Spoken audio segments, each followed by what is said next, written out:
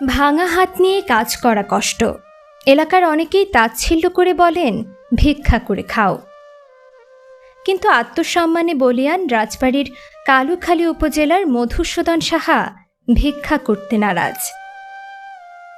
অনেকেই আমাকে বলছে ঢাকায় চলে যাওয়ার কথা, বিক্রি করে পয়সা বহু পাবা। আমার দ্বারা সম্ভব হবে না বিক্রি করা। সংসার ঠিকমতো চলে না, তবুও ৭০ বছর বয়সী মধুসূদন সাহা কখনো ভিক্ষার পথ বেছে নেননি। প্রায় ২০ বছর ধরে ভাঙা হাত নিয়েই লন্ড্রির কাজ করে যাচ্ছেন তিনি। ছোট্ট একটি দোকানে কাপড় কাচা, শুকানো এবং জামাকাপড় ইস্ত্রি করাই তার প্রতিদিনের লড়াই। এই সামান্য আয়ে কোনো মতে দিন কাটছে মধুসূদন সাহা ও তার স্ত্রীর। ৪ ছেলে ও ৬ মেয়ের বিয়ে দিয়েছেন তিনি। সন্তানরা এখন সবাই নিজ নিজ সংসার নিয়ে ব্যস্ত। ফলে জীবনের শেষ প্রান্তে এসে স্বামী স্ত্রীর একমাত্র ভরসা এই ছোট্ট লন্ড্রির দোকানটি। আমি আর এত খাটনি করতে পারি না। আর এখনকার যুগ জামানা হিসাবে ছেলেপুলেরা, তাদের কথা শোনাও যায় না, বলাও যায় না। আমি তাদের কাছে এক মুঠ ভাতও চাই খাইনি। এখনও আমি ১ কেজি ১.৫ কেজি চাল নিয়ে যাই, ওই ছেলেপুলে নিয়ে আমি খাচ্ছি।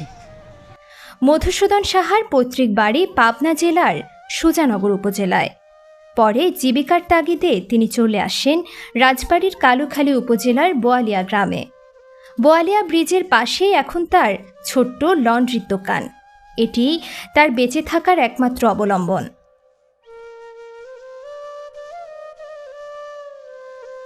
লন্ড্রির কাজ করে, খুব কষ্ট করে, ওর জীবনটা খুব কষ্টের উপরে যাচ্ছে। সরকার যদি একটু ওর দিকে একটু নজর দেয়, সুনজর দিলে পরে তার ফ্যামিলিটা একটু বাঁচে।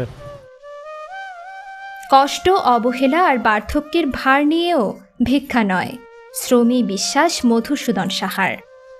আত্মসম্মানকে আঁকড়ে ধরে প্রতিদিন তিনি লড়ে চলেছেন জীবনের সঙ্গে। সমাজের অনেকেই যখন সহজ পথ হিসেবে ভিক্ষার পরামর্শ দেন, তখন মধুসূদন সাহা নীরবে প্রমাণ করে চলেছেন পরিশ্রমের কোনো বিকল্প নেই। তার এই আত্মমর্যাদা, সততা ও সংগ্রামী জীবন আমাদের সবার জন্য অনুপ্রেরণা হয়ে থাকুক।